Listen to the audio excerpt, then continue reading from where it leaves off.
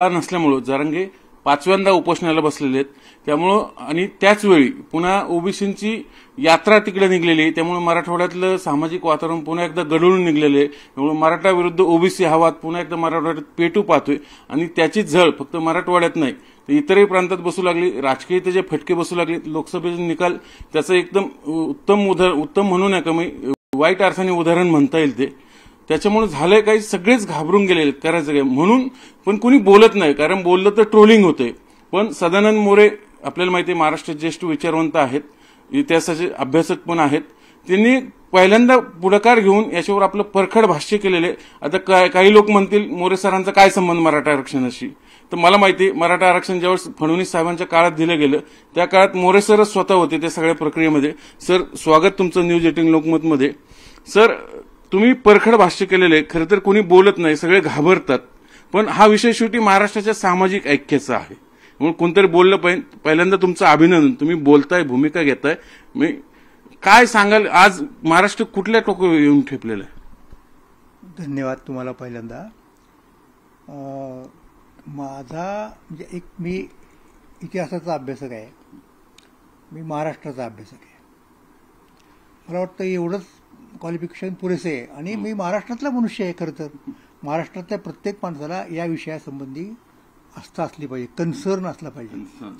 पण याशिवाय या व्यतिरिक्त माझा या मराठ्यांच्या प्रश्नाशी आणि मराठ्यांच्या आरक्षणाच्या प्रश्नाशी सरळ सरळ संबंध आलेला आहे.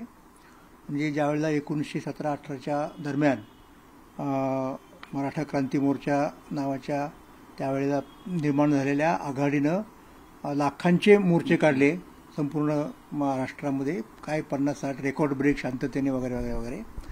तर त्यावेळेला नेमकं कशा पद्धतीने आरक्षण देता येईल अशी चर्चा सुरू झाली आणि त्याच्यात मी ओढला गेलो. तेव्हाचे मुख्यमंत्री देवेंद्र फडणवीस यांनी मला त्यांच्या त्या लोकांच्या बरोबर घेतलं आणि मला असं वाटतं की त्यांनी घेण्याच्या पूर्वी मी माझं विवेचन मांडणी सुरू केली होती. आणि तुम्हालाही आठवत असेल की महाराष्ट्रातल्या सगळ्या चॅनलवरती माझ्या जवळजवळ तासाच्या मुलाखती आहेत. म्हणजे नेमके काय प्रश्न आहेत मराठ्यांचे, आरक्षण काय आहे, कायदा काय सांगतो, घटना काय सांगतो, या सगळ्या प्रश्नांच्यावरती मी अतिशय विस्ताराने बोललेलो आहे. नंतर त्या गायकवाड कमिशनला सुद्धा मला जे काय म्हणायचं ते मी म्हटलं होतं. तर हे सगळं मी त्या काळामध्ये करत होतो. आणि मुख्य त्या सगळ्याचा कळीचा मुद्दा काय आहे की कुणबी आणि मराठा यांच्यातला संबंध काय. तर त्याही संबंधी मी ऐतिहासिक पुराव्यानिशी दिलेलं आहे. आणि मराठा क्षत्रिय असणं आणि मराठा कुणबी असणं या दोन गोष्टींमध्ये विरोध नाही. आणि त्याचं सगळ्यात उत्तम उदाहरण, बाकी गॅजेट फिजेट सोडून द्या, या अलीकडच्या गोष्टी आल्या. मी छत्रपती शिवाजी महाराजांनी अफजल खानाला मारलं तेव्हा त्यावेळच्या एका शाहिराने जो पोवाडा लिहिला, अगिनदास त्याचं नाव, तो उद्धृत केला होता. आणि त्याच्यात जेव्हा ते दोघं जण भेटायला आले एकमेकांना प्रतापगडावरती, शिवाजी महाराज आणि अफजल खान, त्यावेळेला अफजल खान शिवाजी महाराजांना उद्देशून काय म्हणाला, तर अफजल खान म्हणतो की तू तर कुणब्याचा छोकरा आहेस. हे शिवाजी महाराजांना म्हटलेलं आहे की ज्या शिवाजी महाराजांचे वडील कर्नाटकामध्ये मोठ्या जहागिरीवरती आहेत, अफजल खानाच्या पेक्षा कदाचित वरच्या पोस्टवरती असतील, अशी त्या काळची ती भूमिका आहे. आणि असं असताना तरी सुद्धा ज्या अर्थी शिवाजी महाराजांना अफजल खान असं म्हणतोय म्हणजे मराठ्यांच्यामध्ये तो एक कुणबीपणा आहे. जरी ते कुठे राज्यकर्ते झाले वगैरे वगैरे तरी तो आहे. ही गोष्ट आपल्याला तेव्हापासून सिद्ध करता येते. त्या गोष्टीवरती परत महात्मा ज्योतिराव फुले यांनी पहिल्यांदा शिक्कामोर्तब केलं अलीकडच्या काळामध्ये. जेव्हा जेव्हा महात्मा फुले कुणबी शब्द वापरतात तेव्हा त्यांना बेसिकली मराठा जात अभिप्रेत आहे. आणि ज्यांना आपण कुणबी म्हणतो एरवी कोकणात वगैरे ते सुद्धा आहेत, पण बेसिकली त्यांना मराठा अभिप्रेत आहे. आणि हे सगळं असताना ते जे स्वतःला क्षत्रिय मराठा वगैरे समजतात किंवा मराठाच समजतात त्या अर्थाने, तर फुलांना मान्य नाही त्यांना की तुम्ही कुणबी जात आहेत. म्हणजे मराठ्यांच्या मागे जर कुणी असतील सगळ्यात या या या या मांडणीच्या बाबतीत बोलतोय मी, तर ते ज्योतिराव फुले आहेत. आता ज्योतिराव फुलेंना जे मानतात त्यांनी ही गोष्ट खरं तर गंभीरपणे घ्यायला पाहिजे होती, पण आपण तो मुद्दा बाजूला सोडू. तर ही माझ्या मराठ्यांच्या आंदोलनात मी जे काही केलं आरक्षण देण्यासाठी वगैरे, आणि आमच्या मिटिंग अनेक होत राहिल्या. एक छोटी समिती होती त्याच्या पाठीमागं, उपसमिती, त्याच्यामध्ये आत्ताचे मुख्यमंत्री सुद्धा होते. ह्या सगळ्या गोष्टी मी जवळून पाहिलेल्या आहेत. मला ती सगळी प्रक्रिया पूर्णपणे माहिती आहे. आणि हे सगळं चालू असताना त्याच वेळेला काही लोकांनी निदर्शनास आणून दिलं मुख्यमंत्र्यांच्या, त्याच्यात मी पण होतो, आमचे मित्र राजेंद्र कोंडरे होते, आणखीन काही लोक होते. तर काय लक्षात आणून दिलं की हे आरक्षण जे आहे ते राहीलच याची कुणी तशी खात्री देऊ शकत नाही. म्हणून मराठ्यांसाठी कायमस्वरूपाची एक यंत्रणा उभी केली पाहिजे, जशी दलितांच्यासाठी होती, म्हणजे ती बार्टी नावाची. तसं सारथी आपण निर्माण करूयात, हे आमच्या चर्चेतून निघालेली गोष्ट आहे. आणि मुख्यमंत्री मला हे म्हणाले की मी आपण जरूर करू, पण तुम्ही त्याचे अध्यक्ष झाले पाहिजेत. म्हणजे असं त्यांना वाटत होतं मी काहीतरी करीन म्हणून. त्यानुसार मी अध्यक्ष झालो आणि मी पण माझी अट टाकली की माझ्याबरोबर आमचे परिहार साहेब पाहिजेत, जे बार्टीचे पहिल्यांदा कार्यकारी अधिकारी वगैरे जे काही ते होते, तीही त्यांनी मान्य केली. आणि मी तुम्हाला सांगतो, मी माझ्याबद्दल नाही बोलत, पण परिहार साहेबांनी खूप मेहनत घेतली. रात्री 2-2 वाजेपर्यंत सगळं काम चालायचं पहिल्यांदा. आणि अक्षरशः 7-8 महिन्यामध्ये अशा प्रकारची संस्था निर्माण करणं हे जागतिक पातळीचं रेकॉर्ड आहे, हे मी तुम्हाला खात्रीने सांगतो. त्या माणसाने बार्टी उभी केली, त्या माणसाने सारथी उभी केली, पण पुढे काय राजकारण झालं ते आपल्याला माहिती आहे. तो भाग सोडून जायचं नाही आपल्याला, ते जाऊ द्या. म्हणजे मला सांगायचं काय की माझा अधिकार काय असं जर कोणी विचारलं तर त्याला हे सांगा, जाऊ द्या. तो काय किरकोळ मुद्दा आहे माझ्या दृष्टिकोनातून. आपलं आपण काम करावं. कुणी त्याच्याबद्दल काय इंटरप्रिटेशन करतं, काय म्हणतं वगैरे, हा वेगळा मुद्दा आहे, असो. आणि आणखीन एक सांगतो तुम्हाला, त्याच्या पाठीमागं आमचा हेतू फक्त मराठ्यांना नोकऱ्या मिळाव्यात, कुठले सरकारी अधिकारी वगैरे व्हावेत वगैरे वगैरे, इतक्या मर्यादित नव्हता. 2 गोष्टी तुम्हाला सांगतो. एक गोष्ट म्हणजे त्या संस्थेने शेतीकडे प्रचंड लक्ष द्यावं, कारण मराठ्यांचे अंतिम प्रश्न हे शेतीचे प्रश्न आहेत. म्हणून आम्ही त्यासंबंधी शेतीबद्दल बरंच काही काही म्हटलेलं आहे. तर मला असं वाटतं की नंतरच्या काळात तो मुद्दा दुर्लक्षित केला गेला, हे मला जाणवतं आता. कारण माझा त्याच्या संस्थेचा आता काही संबंध राहिला नाही, तरी पण माझं एक लांबून निरीक्षण हे आहे. आणि त्याच्यापेक्षा दुसरा एक मुद्दा महत्वाचा वाटतो मला, की सगळ्यात कशाची गरज आहे, मराठ्यांना प्रगल्भ करण्याची गरज आहे. तुम्ही म्हणाल मराठ्यांनाच प्रगल्भ का करायचं, बाकी सगळ्यांनाच प्रगल्भ करायला पाहिजे, पण मराठ्यांना प्रगल्भ करण्याचं कारण असं की आत्ताची जी आपली लोकशाही व्यवस्था आहे, त्या लोकशाहीमध्ये मराठे हे बहुसंख्य लोक असल्यामुळं त्यांचे उमेदवार आपोआप निवडून जातात. हे तुम्ही समजून घ्या. म्हणजे बाकीचे जे काही लोकांचा आक्षेप असतो का नाही की ते मराठ्यांच्याकडे राज्य आहे वगैरे वगैरे, तो काही अपघात नाहीये कुणी, किंवा मराठ्यांच्यावरती कुणी ती मेहरबानी करून दिला अशातलाही भाग नाही. तुमच्या पद्धतीमुळेच आपोआप ते तिथे निवडून येतात. आता आपण ज्याला ओबीसी असा शब्द प्रयोग करतो की नाही साहेब, ओबीसी ही अशी एक जात नाहीये मराठ्यांप्रमाणे, तो अनेक जातींचा असा समूह आहे. त्यामुळं ओबीसी मिळून काहीतरी एक गोष्ट करतील असं याच्यापूर्वी होत नव्हतं. त्यामुळं आपोआपच त्यांचं प्रतिनिधित्व कमी आलं, आणि ते योग्य व्हावं म्हणून तर पुढे आपण राखीव जागांची वगैरे त्यांच्यासाठी तरतूद केली. पण ही गोष्ट खरी आहे की मराठी अशा प्रकारे बहुसंख्या असल्यामुळं ते जास्त निवडून जातात आपोआप, आणि त्यांना परंपरेने शेकडो वर्षानं कुठल्या ना कुठल्या प्रकारचा कारभार करण्याची बॅकग्राऊंड आहे. पाटील की देशमुखी अमुक तमुक वगैरे वगैरे वगैरे, ते गेले.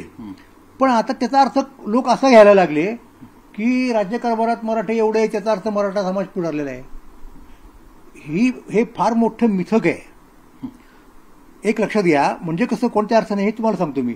जे मराठ्यांचे लोक राज्यकर्ते असतील, मंत्री उपमंत्री राज्यमंत्री जेडपीवाले अमुक तमुक जिथे जिथे असतील, साखर कारखाना इत्यादी इत्यादी जे काही असतील ते सगळे, ते मराठ्यांना जात म्हणून त्यांची कामं करत नाहीत. ते कामं कोणाची करतात, सगळ्या शहरांची करतात. म्हणजे सगळे शहर इथे येतात. वेगळ्या अर्थाने सगळे शहर या शब्दाचा अर्थ कसं, ज्याला आपण पाहुणे रावळे, त्यांच्याकडे जो माणूस त्यांच्यापर्यंत पोहोचायला त्याला जमतं. मी अगदी पाहिलं तर 65 घराणी येते, अगदी 64-65 घराणी आहेत. त्याच्या पलीकडे गरजवंत मराठा आजही दुर्लक्षित आहे. मराठा तिथपर्यंत पोहोचू शकत नाही, ही वस्तुस्थिती आहे. त्यामुळं असं जनरलायझेशन करायचं काहीच कारण नाही की ज्या अर्थी त्यांच्याकडं एवढे हे आहेत त्या अर्थी त्यांना ॲडव्होकेट रिप्रेझेंटेशन, म्हणजे गणिती भाषेत कदाचित असेल, पण त्याचा सामान्य मराठ्यांना काही फायदा झालेला नाही. उलट, हे मी तुम्हाला सांगतो, उलट राज्यकर्त्या मराठ्यांच्यावरती दडपण असायचं की आपण जर मराठ्यांची कामं केली तर आपल्यावरती मराठा जातीवादाचा आरोप येईल, म्हणून कामं टाळण्याकडेच त्यांची प्रवृत्ती असायची, हे मी तुम्हाला सांगू इच्छितो. कारण बहुसंख्य जात आहे, मग राज्यकारभार करते, आणि त्यांनी जर असं त्यांच्या जातीच्या लोकांना, मला उदाहरणं माहिती आहेत. म्हणजे तुम्हाला एक सांगतो की रामराव अधिकांना काहीतरी ॲडव्होकेट जनरल नेमायची एक वेळ होती, आणि ते त्यासाठी पात्र होते, पण त्यांना यासाठी डावललं गेलं की ते मराठा होते, म्हणजे राज्यकर्त्यांच्या जातीचे होते, आणि त्यांना घेतलं तर गदारोळ होईल, हे मी तुम्हाला सांगू इच्छितो. तर हा त्याच्यातला बेसिक मुद्दा आहे, हा आपण पहिल्यांदा समजून घेतला पाहिजे. आता हे झालं आत्ताचं, पण आत्ता जी परिस्थिती आहे राज्यात अगदी आपण बघितलं जसं जरांगेंचं आंदोलन उभारलं खरं तर यापूर्वी 58 मोर्चे निघाले सर, आपण बघितलं त्या काळात आपणच आरक्षण ते सगळं प्रक्रियेत होतं, मिळवून दिलं. ते पुढे सुप्रीम कोर्टात टिकलं नाही, कोणामुळे टिकलं नाही, तो राजकीय आरोप प्रत्यारोपणाचा भाग सोडून द्या, आलेदा आपण. पण आत्ता जे जरांगेंच्या नेतृत्वात गरजूवंत मराठ्यांचं आंदोलन लढा उभारला गेला, पण त्याचं राजकीय म्हणूया, भांडवल म्हणूया, आपल्याला लोकसभेत दिसलं, पण त्याचे सामाजिक साईड इफेक्टपेक्षा मी त्याच्या पुढे जाऊन म्हणेल सामाजिक होरपळ खूप दिसते आपल्याला महाराष्ट्रात. जे गावगाड्यात मराठा हा खरं तर मोठा भाऊ असतो, बाकीचे इतर 18 पगड, आलुतेदार, बलुतेदार, ओबीसी समाज हे ते एकत्र गुन्ह्या नांदतात, पण ती घडी कुठेतरी सामाजिक विस्कटलेली आहे. याला जबाबदार कोण? नाही, आपण हा प्रश्न एकदम थेट त्याला विडण्याच्या अगोदर आहे ना, तुम्हाला मी काही गोष्टी सांगू इच्छितो. ती गोष्ट कोणती माहिती का, की या प्रश्नाची जास्त झळ आरक्षणाच्याही मराठवाड्याला लागलेली आहे. आणि मराठवाड्याचा अनुशेष, मराठवाड्याचं मागासलेपण हा आजचा प्रश्न नाही आहे, हा फार पूर्वीच्या काळापासून प्रश्न आहे. आणि ते जरांगेंनी त्या दिवशी जे एक विधान केलं की नाही, ते मी ऐकलं आणि ते खरं आहे की विदर्भातल्या लोकांनी उदाहरणार्थ काही अटी घातल्या महाराष्ट्रात विलीन होण्यासाठी. तशा कुठल्याही प्रकारच्या अटी मराठवाड्यातल्या लोकांनी घातल्या नाही, ते आनंदाने आले. आणि त्यावेळेला तो एक करार ठरला होता. ओके, कोणता करार होता काय, त्याला नागपूर करार म्हणा किंवा आणखीन जे काही ठरलं होतं की महाराष्ट्राचं मुख्यमंत्रीपद हे काही प्रमाणामध्ये असं एक रोटेशननी करायला पाहिजे. त्यामुळं पहिल्यांदा यशवंतराव चव्हाण झाले, मुख्यमंत्री झाले. आता यशवंतराव चव्हाणांना अचानक जावं लागलं कुठे, दिल्लीला, संरक्षण मंत्री म्हणून. मग गेल्यानंतर मुख्यमंत्री कोण झालं, कन्नमवार झाले. कन्नमवार लवकर वारले. मग कन्नमवारांच्या नंतर कोण झालं तर वसंतराव नाईक झाले. आणि वसंतराव नाईक 11 वर्ष मुख्यमंत्री राहिले. म्हणजे वसंतरावांची 11 वर्ष आणि यांची समजा काही महिने किंवा एखादा वर्ष असेल कन्नमवारांचं, तर 12 वर्ष आपण म्हणूयात की अशा पद्धतीने विदर्भात मुख्यमंत्रीपद आलं. आता करार काय सांगतोय, करार असं सांगतोय की यशवंतरावांनी जर पहिल्यांदा मुख्यमंत्रीपदाची शपथ घेतली असेल आणि त्यांच्यानंतर जर कोणाचा क्लेम असेल, मराठवाड्याचा असेल, विदर्भाचा असेल, फाईन. पण ते जर मध्येच गेले तर त्यांच्या जागी जो माणूस यायला पाहिजे होता मुख्यमंत्री, तो पश्चिम महाराष्ट्रात पाहिजे होता ना. म्हणजे 5 वर्षाची तर टर्म आहे का नाही, तिचं पहिल्यांदा धाब्यावरती बसवलं. ओके, आता ठीक आहे, म्हणजे पश्चिम महाराष्ट्राच्या तुलनेत मराठवाडा, विदर्भ सुद्धा तर मागासलेलाच म्हणावं लागेल, म्हणून विदर्भातला आणला, फाईन. मग विदर्भाच्या यांनी किती वर्ष राज्य करायला पाहिजे त्या हिशोबाने? 5 वर्ष करायला पाहिजे की नाही. वसंतरावांनी 11 वर्ष. मग त्यावेळेला डिमांड कोणाचा होता, मराठवाड्याचा. आणि मराठवाड्यामध्ये इच्छुक कोण होतं तर शंकरराव चव्हाण. तर एकीकडे पश्चिम महाराष्ट्रातल्या लोकांची लॉबी आणि वसंतराव नाईकांची तिकडची लॉबी यांनी मिळून शंकररावांना वंचित ठेवलं मराठवाड्याला. हे वस्तुस्थिती आहे, ह्याच्यात मी कुठल्याही प्रकारची अतिशयोक्ती करत नाही. मग अशा वेळेला त्याच्यात राजकारण आलं, त्याचा फायदा इंदिरा गांधींनी घेतला. कारण महाराष्ट्रातले लोक मराठवाड्यातल्या शंकरराव चव्हाणांना मुख्यमंत्री होऊ देणार नाहीत याची इंदिरा गांधीला खात्री होती. आणि मग ती खात्री जर होती तर मग काय केलं पाहिजे, तर इंदिरा गांधींनी आपला सपोर्ट शंकररावांच्या मागे उभा केला. हे दुर्दैव आहे ना महाराष्ट्राचं, की या खरोखर प्रादेशिक असमतोलाच्या प्रश्नावरती उत्तर शोधताना आपल्याला तिथे राजकारणाला तोंड द्यावं लागलं. भरून काढण्यास सुद्धा त्यावेळेसच्या हे करायला लागलं. म्हणजे मग काय झालं, त्यातली गंमतीची गोष्ट अशी आहे की शंकररावांच्या मागे पुरेसे लोक नव्हते. आणि शंकरराव तसे दिलखुलास, म्हणजे ते असं काही फार राजकीय त्यांना जमायच्या नाहीत गोष्टी, जे आहे ते सांगून टाकायचे, डावपेच वगैरे त्याच्यात ते तितके नव्हते. तर इंदिरा गांधींनी त्यांना विचारलं, आणि इंदिरा गांधी अनेकांना विचारायच्या की तुम्हाला जर आम्ही याचा स्कोप दिला तर तुमच्या मागे आत्ता आमदार किती आहेत, हा प्रश्न विचारायचे. तर शंकररावांना हा प्रश्न विचारला. शंकरराव म्हटले माझ्या मागे 10 आमदार आहेत. खरं सांगितलं बरं का. आता 10 आमदारांच्या जोरावरती कोण मुख्यमंत्री होणार? इंदिरा गांधी म्हणाल्या तुम्ही जर तुमच्या भूमिकेशी हे राहिलात, ठाम राहिलात, तर त्या 10च्या वरती 1 शून्य द्यायचं काम माझं, म्हणजे 100 करायचं. आणि इंदिरा गांधींनी ते केलं. मग सांगायचा मुद्दा काय की शंकरराव चव्हाणांच्या सारखा माणूस आधीच मुख्यमंत्री व्हायला पाहिजे होता. हा मराठवाड्याच्याबद्दल बोलतो मी. आरक्षणाचा प्रश्न वेगळा, पण ही लोकांना माहिती पाहिजे. तर तो अनुशेष राहत गेला, सगळ्या प्रकारचा राहत गेला. हा राजकीय अनुशेष झाला नेतृत्वाचा. हा, आणि मग बाकीचे राहतच गेले ना. आणि खूप लोकांनी त्यासाठी प्रयत्न, विद्यार्थी चळवळ झाली, ती कशासाठी झाली, याच्यासाठी झालेली आहे. ती चळवळ लोक मुडीत काढली, ते विद्यार्थी काय टिकले नाहीत पुढे त्या चळवळीमध्ये वगैरे वगैरे. तर हा एकूण अनुशेष, त्याच्यात इंडस्ट्री आली. आणि दुसरा जो आहे ना, एक आता उदाहरणार्थ शंकररावांनी गायकवाडीचं काम केलं, तेवढा एक फायदा झाला. पण बाय अँड लार्ज आहे ना, मराठवाडा हा इंडस्ट्री नसल्यामुळं अजूनही शेतीवरती अवलंबून असणारा प्रदेश आहे. त्यामुळे मराठवाड्यातले जे प्रश्न आहेत ना, ते मुख्यत्वे शेतीचे प्रश्न आहेत. म्हणजे सर हे का समजून सांगताय आपल्याला, मी अनेकांना वाटेन विषयांतर होतंय, पण मराठवाड्यातनं आरक्षणाचा प्रश्न मी का पुढे गंभीरपणे पुढे का आला, एवढे का, तर त्याची सामाजिक कारणं आहेत. बरोबर सर. म्हणजे शेतीवरती जर राज्यकर्त्यांनी वेळच्या वेळी लक्ष दिलं असतं मराठवाड्यातल्या, तर आरक्षणाचा प्रश्न इतका गंभीर झाला नसता. शेतीमध्ये आपलं भागत नाही, आर्थिक परिस्थिती आपली खालावते. त्याच्यामुळे म्हणून काय करायला पाहिजे, तर आपल्याला मग नोकऱ्या पाहिजेत. मग नोकऱ्या कुठे पाहिजेत, कुठे मिळतात, एक तर इंडस्ट्रीत मिळतात किंवा शासकीय नोकऱ्या असतात. मराठवाड्यात इंडस्ट्री नाही. सहकार जसं पश्चिम महाराष्ट्रात वाढलं, फोपवलं, ते मराठवाड्यात नाही दिसलं सर. नाही वाढू. हे कारण आहे ना कुठेतरी. बरोबर आहे ना, हे कारण आहे. म्हणजे इंडस्ट्री नाही, सहकाराची चळवळ पुरेशी लागलेली नाही. आणि सरकारी नोकरी म्हटल्यानंतर तिथे मुद्दा आला. सरकारी नोकऱ्या बऱ्याच वेळेला राखीव असतात. म्हणजे उरलेल्या ओपनमध्ये तेवढ्या कॉम्पिटिशनमध्ये मुळात मागास असलेल्या भागातले लोक टिकत नाहीत, ही वस्तुस्थिती आहे. तर त्यांना वरती आणण्यासाठीच आरक्षण आहे ना. म्हणजे आरक्षणाचा जेव्हा विचार करतो ना आपण, तेव्हा आरक्षणाचा विचार करताना जे निकष आहेत ना, त्याच्यामध्ये प्रादेशिकता हा सुद्धा एक निकष आला पाहिजे. म्हणजे उमेदवार समजा मराठवाड्यातला असेल ना, तर त्याला 2 मार्क 5 मार्क दिले पाहिजे, आधीच दिले पाहिजे, ग्रेस मार्क आपण.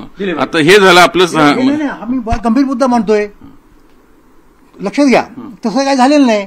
मग त्याचा परिणाम पुढे पुढे पुढे पुढे होत गेला. तो कसा होत गेला, आता त्यातला पहिला मुद्दा असा येतो की पिढी दर पिढी लोकसंख्या वाढते. आता भारत तर नंबर 1ला आहे.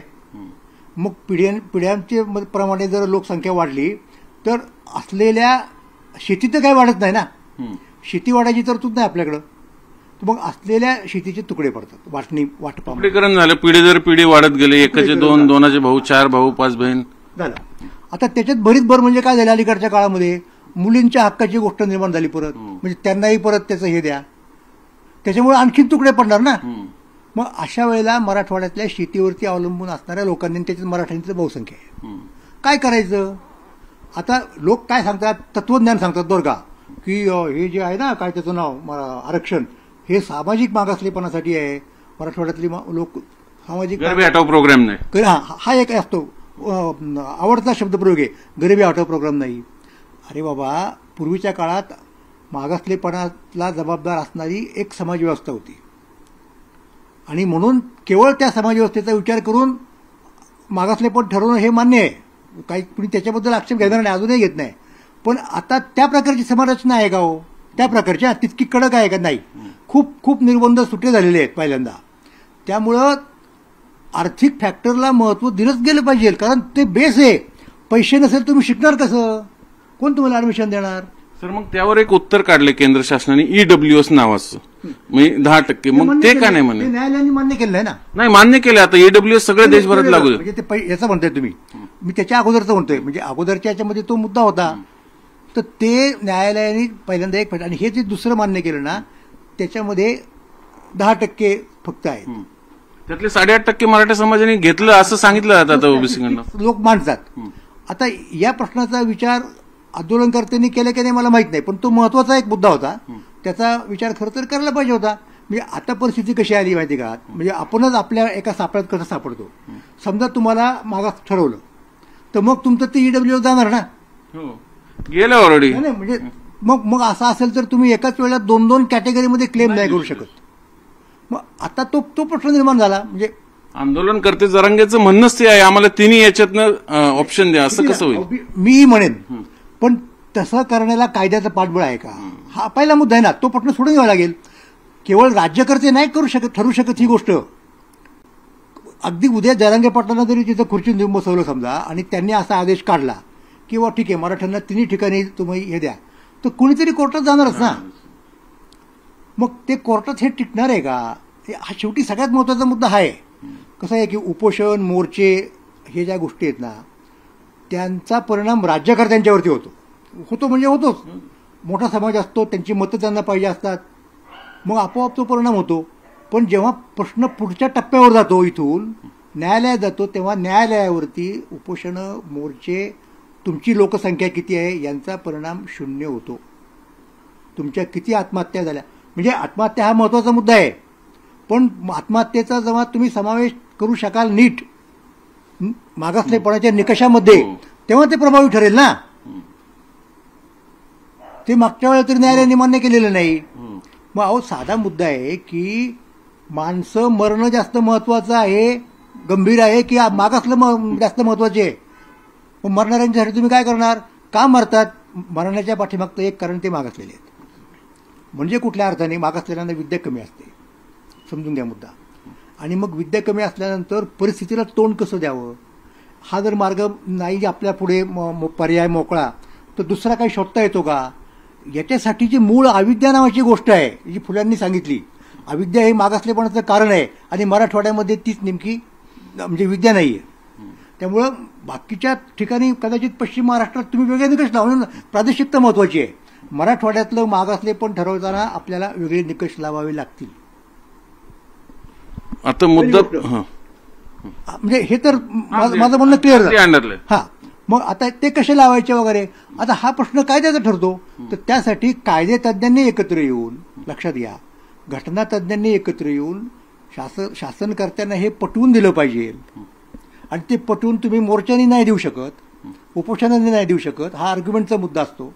आणि मग त्यासाठी कायद्यात दुरुस्ती केली पाहिजे, आणि ती दुरुस्ती योग्य आहे पार्लमेंटने वगैरे केलेली, हे त्या न्यायालयाला पटवलं पाहिजे.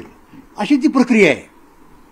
मुद्दा तोच आहे, मराठा आरक्षण जर कोर्टात टिकवायचं असेल तर सेंट्रल गव्हर्नमेंटनी कायद्यात दुरुस्ती करणं अपेक्षित आहे, पण ते काहीच होताना दिसत नाही. निश्चित आरोप प्रत्यारोप आणि कोंडी केली जाते चौबाजूने. मला हे दिसते मला सगळं. त्यातला दुसरा एक मुद्दा काय माहिती आहे का, मी तोही मांडलेला आहे पूर्वी, की जर खरोखर 10% मराठ्यांचं समाधान होत नसेल, समजा, म्हणजे समाधान का वैयक्तिक मुद्दा नाहीये, आपण त्यांचे लोक किती आहेत ते 10%, समजा 8% म्हणाले, ते आज 8% असतील, उद्या राहतील याची काय गॅरंटी आहे? उद्या हळूहळू तिथंही प्रतिस्पर्धी वाढतील ना, स्पर्धा वाढेल, म्हणजे आजचे 8 उद्या 4 होतील, ही शक्यता आहे. म्हणून त्यांना त्याच्यापेक्षा असं खात्रीचं भरवशाचं असं वाटतं की ते मिळालं तर बरं होईल. पण तिथं तो मुद्दा आला की 50%, आणि हा कळीचा मुद्दा आहे. माझं तेच पहिल्यापासून म्हणणं आहे की 50% हा जसं ते काय म्हणतात त्याला, भगवद्गीतेचे 18 अध्याय, कोरोनाचे इतके सुरे, असं काही पावित्र्य वगैरे नाहीये 50%ला. ही एक खुळी समजूत आहे आपल्याकडची. म्हणजे तुमची न्यायाची कल्पना गणिती कल्पना. इंदिरा साहनीचं उदाहरण दिलं जातं, ते सांगितलं इंदिरा साहनीचं ते त्यावेळेचं असेल कदाचित, आत्ता ते गैर लागू झाले. हे पहा मागासलेला आहे किंवा नाही एखादा समूह, हे तुम्ही गणिताने कसं ठरवणार? म्हणजे थोडक्यात तुम्हाला असं सांगायचंय, मराठा आरक्षण मिळवायचं असेल तर 50%ची अट काढून टाकली पाहिजे, आणि मराठवाड्यासाठी वेगळे सामाजिक निकष. 50% या गोष्टीला याचं काय लॉजिक आहे नेमकं? याचं लॉजिक काय हे? म्हणजे तुम्ही न्याय हे गणितामध्ये बसवताय, अमक्याला तमक्याने भागलं, असं कुठं आहे? वस्तुस्थिती महत्वाची आहे गणितापेक्षा. वस्तुस्थितीचे जे निकष आहेत ना, ते जर 50%पेक्षा जास्त लोकांना लागत असतील आरक्षणाच्या संदर्भात मागासलेपणाचे, तर 50च त्यातले आतले घ्यायचे, बाकीच्यांना टाकायचं, हे कसं काय चालेल? हे विचित्र आहे. मग ही कोंडी फोडणार कशी सर? ही कोंडी फोडण्याचा एकमेव मार्ग असा आहे की तुम्हाला आरक्षण वाढवावं लागेल. पण आता जरांगे मागतात की ओबीसीतनंच आम्हाला, कुणबीतनं, पण त्याला ओबीसी बांधव उठून उभारलेत, मग ते कसं सोडणार? हे पहा, मग मी तेच तर माझं म्हणणं आहे ना, की माझं तेच म्हणणं आहे, मी उलट राजकीय पक्षांना मदत केलेली आहे. मी काय सांगितलं की कुठलाच राजकीय पक्ष तुम्हाला लिहू शकत नाही. त्याच्या उलट म्हटलं मीच लिहून देतो की ते लिहून देणार नाही म्हणून. हे माझं विधान होतं. ते लोकांना जर ऑड वाटलं की हा काय शान आहे का, शान बिना अजिबात नाही, वस्तुस्थिती आहे. राजकीय पक्ष हे त्यांना हा व्यवहार सांभाळायचा असतो ना, त्यातली घटनात्मकता नैतिकता हा वेगळा मुद्दा झाला. त्यांना सरळ सरळ मतांचा व्यवहार सांभाळायचा असतो. त्यामुळं कुणीही तुम्हाला म्हणजे कुणबी ओबीसीतून आरक्षण देणार नाही, ही वस्तुस्थिती आंदोलकांनी समजून घेतली पाहिजे. पण आता ते समजून घेण्याची उलट ते आता पाडापाडीची भाषा करतात. आणि मी तेही सांगितलं तुम्हाला, काय सांगितलं की पाडापाड्यांनी जे लोक येतील ते परत आरक्षणवाले असतील याची काय गॅरंटी आहे? पाडापाड्यांनी तुम्हाला समाधान मिळेल की कशी जिरवली, बघतो एकाकडं, बघितलं जिरवली, त्यांच्या जागी जे येणार आहेत म्हणजे अला पाडा याचा काय अर्थ होतो, आपोआपच ब येणार. त्या बला येणाऱ्या हे तुमचं आरक्षण मान्य आहे का ओबीसी कोट्यातून? तर ते नसतं मान्य. म्हणजे मग काय होणार तुम्हाला? म्हणजे तुम्हाला परत हेच परत करावं लागेल ना. म्हणून ते सोडून घेतलं पाहिजे. नुसते उमेदवार पाडून भाजपची जिरून तुमचा प्रश्न सुटणार नाही. भाजपची जिरणं सोपं आहे, लोकसभेच्या निवडणुकीत काही प्रमाणात जिरली, पण त्यामुळे प्रश्न कुठला सुटणार आहे? जे लोक नंतर यांना पाडून यांना धडा शिकून जे लोक निवडून येणार आहेत ते आरक्षणाचे तुमच्या समर्थक आहेत का? ओबीसीमधून द्यावा असा मताचे आहेत का? तर याचं उत्तर नाही. स्वतः पवारांनीच सांगितलंय नाही म्हणून. म्हणजेच हा प्रश्न राजकीय दृष्टिकोनातून सुटणार नाही. लक्षात घ्या, तो प्रश्न फक्त घटनात्मक पद्धतीने सुटू शकतो आणि हाच एकमेव मार्ग आहे मी तुम्हाला सांगितलेला. आता हे झालं, पण राज्यकर्ते उलट याच्यावर आपली राजकीय पोळी भाजून घेतात. पण राजकीय पोळून घेण्याच्या नादात महाराष्ट्र सामाजिक होरपळून निघतोय. त्याचं उत्तर काय सर? गंमत त्यातली कशी आहे की राजकीय लोक कुणी काय असणार, XYZ त्यांचं पहिलं उद्दिष्ट काय असतं? पहिलं उद्दिष्ट असतं सत्ता टिकवणं, सत्ता मिळवणं आणि सत्ता टिकवणं. आणि त्याच्यात गैर नाही. ते असं म्हणणार की सत्ता असेल तरच आम्ही समाजाचे प्रश्न सोडू शकतो. त्यामुळं ते सत्ता टिकवण्याच्या आधी सत्ता टिकवली पाहिजे, समाजाचे प्रश्न नंतर. म्हणजे एकदा सत्ता टिकवली की 5 वर्ष आपण समाजाचे प्रश्न सोडू शकतो. हा बेसिक मुद्दा आहे ना. त्यामुळे त्यांचे प्रयत्न पूर्णपणे तसेच राहणार. आणि जी परिस्थिती असेल त्या परिस्थितीला आपल्याला कसा फायदा करून घेता येईल हे बघणार ना लोक. हे मनुष्य स्वभावाला धरून आहे. राजकीय कार्यकर्ते असतील, सामाजिक कार्यकर्ते, शेवटी सगळी माणसं आहेत. लक्षात घ्या, माणसांचे गुणदोष, माणसांचा विकनेस, काय ती स्थानं म्हणतो आपण, वीक पॉईंट्स, स्ट्रॉंग पॉईंट्स, हे त्यांचे असतात ना. त्यामुळे ते प्रयत्न करणारच. त्याला तुम्ही पोळी वाजवून घ्या म्हणा, मी म्हणणार नाही. ते स्वाभाविक आहे की जी कुठली परिस्थिती असेल XYZ, समजा आज मराठा आणि ओबीसी यांचं आंदोलन सुरू आहे, समजा उद्या आणखीन मुसलमानांचं सुरू झालं, समजा तिथेही यांची भूमिका हीच असणार आहे सगळ्या राज्यकर्त्यांची, की त्याचा आपल्याला कसा फायदा करून घेता येईल. सामाजिक दृष्टी याच्यातनं मार्ग कसं करणार? कारण महाराष्ट्र अशांत होतं या सगळ्या गोष्टीत. मग ते नंतर शांत करतील ना. ते म्हणतील आम्हाला आधी सत्ता द्या, मग महाराष्ट्र शांत कसा करायचा आम्ही बघतो. हा त्यातला याचा भाग सोडून द्या, हा काही हसायचा भाग नाहीये. मुद्दा असा आहे की शेवटी हा मुद्दा फक्त आणि फक्त घटनात्मक मार्गाने सोडवला जाऊ शकतो. तो दुसऱ्या मार्गाने सोडवला जाऊ शकत नाही. दुसऱ्या मार्गाने सोडवायचा प्रयत्न केला समजा तर त्याचा फायदा काही प्रमाणात गैरफायदा दुसरे विरोधक घेतात. हा एक लोकसभेत दिसलं ते. हा, विरोधक घेतात, बरोबर घेतात ना. म्हणजे ते प्रचार काय करणार की यांना आरक्षण देता नाही आलं, कुणीही विरोधक म्हणजे आणि कुणीही सत्ताधारी, हे सगळ्यांना लागू आहे. आणि दुसरा मुद्दा काय की काही कोर्टात जाणार लोक. कोर्टात जायला कशाला कोण सांगायला पाहिजे? कोर्टात तुम्ही जा हे सांगायला जरांगे नको, भुजबळ नको, फडणवीस नको, ज्याचं त्याला कळतं ना.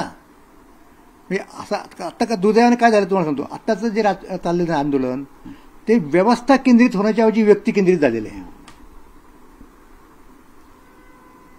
लक्षात घ्या. आता भुजबळ असतील, आणखीन कुणी असतील, फडणवीस असतील, जे लोक त्यांच्यावरती हे आरोप करतात का नाही, ते ॲट दी मोस्ट काय करू शकतात? ॲट दी मोस्ट करून काय करू शकतात? ते फार तर त्या व्यवस्थेचा आपल्याला फायदा, राजकारणाला कसा फायदा होईल बघू शकतील जास्तीत जास्त. पण त्याच्या व्यतिरिक्त ते व्यवस्थेला धरूनच त्यांना चालावं लागतं. इथं काय झालं माहिती का की व्यवस्थेचे प्रश्न बाजूला करून ते व्यक्ती केंद्रित प्रश्न, आणि व्यक्ती केंद्रित करून चालणार नाही ना. तुम्ही सल्ला काय देणार आंदोलनकर्त्यांना? म्हणजे कसं माहिती का की हा प्रश्न कोणालाही खलनायक करून सुटणार नाही. XYZ कुणी असतील, आज हा आहे, उद्या कदाचित तो असेल, नायक असेल, खलनायक असेल, त्याला एका चौकटीत, एका व्यवस्थेत काम करावं लागतं. त्या चौकटीतले लूप होल्स तो शोधतो. त्यामुळं मुख्य मुद्दा काय आहे की तुम्हाला चौकट नीट करावी लागेल की जिचा कुणी असा गैरफायदा वगैरे घेऊ नये. तर तुम्ही व्यवस्थेची गोष्ट न करता व्यक्तीच्या लोकांना लक्ष करून जर हे आरक्षण मागायला लागलं किंवा काही पण करायला लागलात तर त्याला एका मर्यादेच्या पलीकडे ती चळवळ जात नाही, हे मी तुम्हाला सांगतो. तुम्ही सल्ला काय द्याल जरांगेंना? मी कोण सल्ला देणार? ते आता 10 ते रोज उठून राज्यकर्त्यांना ते 10 महिने जवळजवळ आंदोलन चालवतात. त्यांचा आंदोलनाचा अनुभव माझ्यापेक्षा फार मोठा आहे. पण जाती अस्मितेचं आंदोलन असल्यामुळं साहजिक त्याला संख्याबळ मिळतं, पण त्याचे सामाजिक परिणामांचं दुष्परिणामांचं काय? या गोष्टी मी आणि कारण ओबीसी इकडून उठून आंदोलन करायला ते करणारच ना, ते करणारच. यातनं जे तेढ निर्माण होईल सामाजिक, ती कशी सुटणार? तीही होणारच ना. म्हणून मी काय म्हटलं होतं, मी असं म्हटलं होतं की मराठ्यांनी ओबीसींच्याकडून मागायचं समजा आणि ओबीसी सांगायचं आम्ही देत नाही, अशा भानगडीत पडण्यापेक्षा ओबीसी आणि मराठी या दोघांनी मिळून कायद्यात दुरुस्ती करून मर्यादा वाढवण्याची चळवळ केली पाहिजे, हे मी पहिल्यापासून म्हणतोय. दोघांनी मिळून, कारण दोघांच्या हिताचं आहे. म्हणजे कुणीच कोणाचं काढून घ्यायचा प्रश्न येणार नाही. केंद्र सरकारच्या हातात, मग भाजपनेच त्यात पुढाकार घ्यावा लागेल. ते ठीक आहे ना, ते कोणाच्या हातात काय ते बघता येईल नंतर. पण पहिल्यांदा इथं तर एकमत झालं पाहिजे ना. ते अमक्याच्या हातात म्हणून मागायचं नाही थोडं, ते कोणाच्या हातात. आता फक्त आरोप प्रत्यारोप हे म्हणतात आम्ही सर्वांना बोलवलं, विरोधक आले नाही. त्यांनी काय होणार नाही फार तर. आता काल मुख्यमंत्री आणि शरद पवार भेटले, या प्रश्नावर चर्चाही झाल्याचं सांगितलं, पण दोघांनी याच्यावर जाहीर स्टेटमेंट असं केलं नाही. मग प्रश्न सुटणार कसा? प्रश्न ते काय स्टेटमेंट करूनही प्रश्न सुटला असायला भाग नाही. पण कुठेतरी पुढाकार घ्यावा. मी तेच सांगतोय तुम्हाला की त्याच्यावरचा एकमेव मार्ग आहे आणि तो मार्ग ह्या दोघांनी एकत्र येऊन करायला पाहिजे. हे जे आत्ता एकमेकांच्याबद्दल संशय आहे ना, की ते नेहमीचे ते अॅनॉलॉजी सगळे वापरतात, आमच्या ताटातली भाकर, आमच्या ताटातली भाकर. अरे तुम्ही ताट वाढवा, त्याची लांबी रुंदी काय परीघ, तुम्ही भाकऱ्या वाढवा. तुमचं ताट एवढं, भाकरी एकमेकांच्या ताटातलं काढायला हे घेऊन बघताय. दिस इज नॉट फेअर, हे बरोबर नाही. तुम्ही अशी मागणी करा की ताटाचा परीघ वाढवा आणि ताटातल्या भाकरींची संख्या वाढवा. म्हणजे मग कुणी कोणाला हिसकावून घ्यायची. आणि मग हे काय म्हणणार की इतक्या दिवस तुम्हीच आमची हिसकावून घेत होता. तुम्ही सोडा ना आता विषय तो. इतक्या दिवस झालं गेलं, आत्ता काय चाललंय ते बघा आणि दोघांनी मिळून एकत्र येऊन तशी चळवळ करा. आता विरोधकांना वाटतं आम्ही कशी सत्ता जिरवली, सत्तारांना वाटतं विरोधकांना आम्ही कसं कोंडीत पकडतोय, तुम्ही भूमिका घ्या नाही तर मग बघा.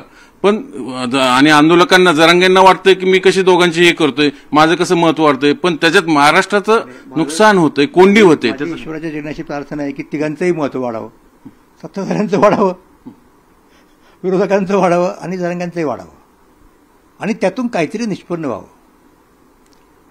कारण तुम्ही म्हणालात ते बरोबर ना की हे महाराष्ट्राला परवडणार नाही.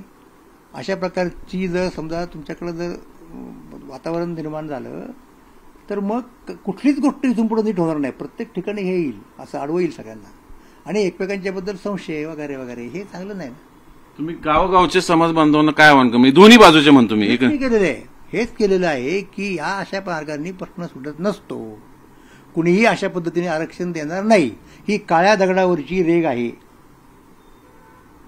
जरांगे पुन्हा उपोषणाला बसलेत, पुढे काय? नाही, तो त्यांचा प्रश्न आहे. मी मला जे वाटतं ते सांगितलं, हे माझं कर्तव्य आहे. उपोषणाने प्रश्न सुटणार माझं कर्तव्य आहे. उपोषणाने प्रश्न कुठपर्यंत राज्यकर्त्यांच्यावरती दबाव आणून राजकीय लेवलला सोडवता येईल. पुढे जेव्हा तो घटनात्मक स्तरावरती न्यायालयात जाईल तेव्हा परत असं होईल.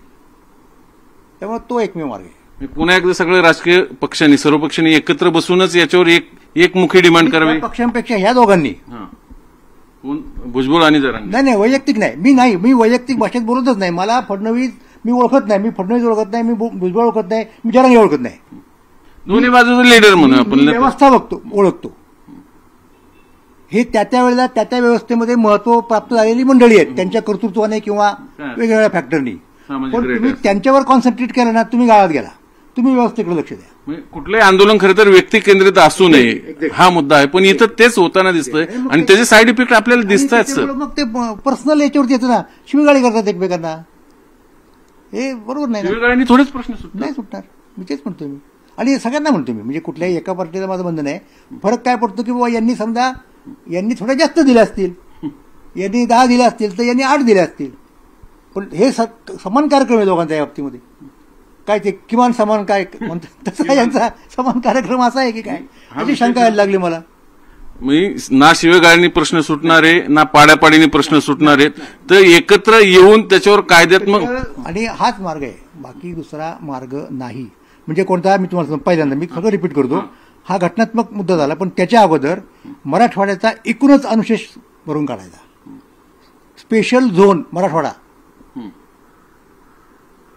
ओके, सुधारण्यासाठीचा मराठवाडा हा स्पेशल झोन, पहिली गोष्ट अशी ती जर केली. एक दुसरी गोष्ट, शेतीच्या संदर्भात गंभीरपणे घ्यायच्या गोष्टी.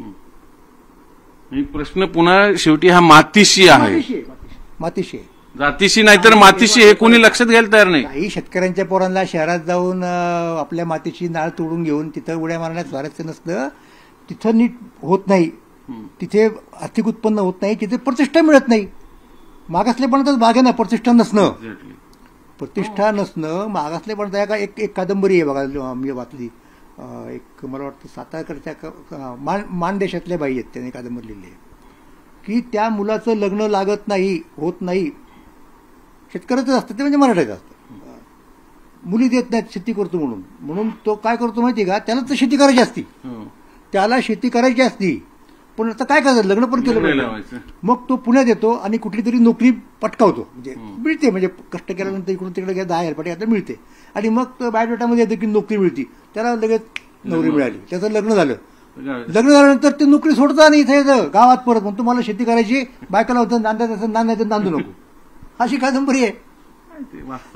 तर असा तो मुद्दा आहे, तो आपण समजून घेतला पाहिजे आणि त्या पद्धतीने मराठवाड्याला स्वतंत्रपणे आपल्याला ट्रीट करायला पाहिजे.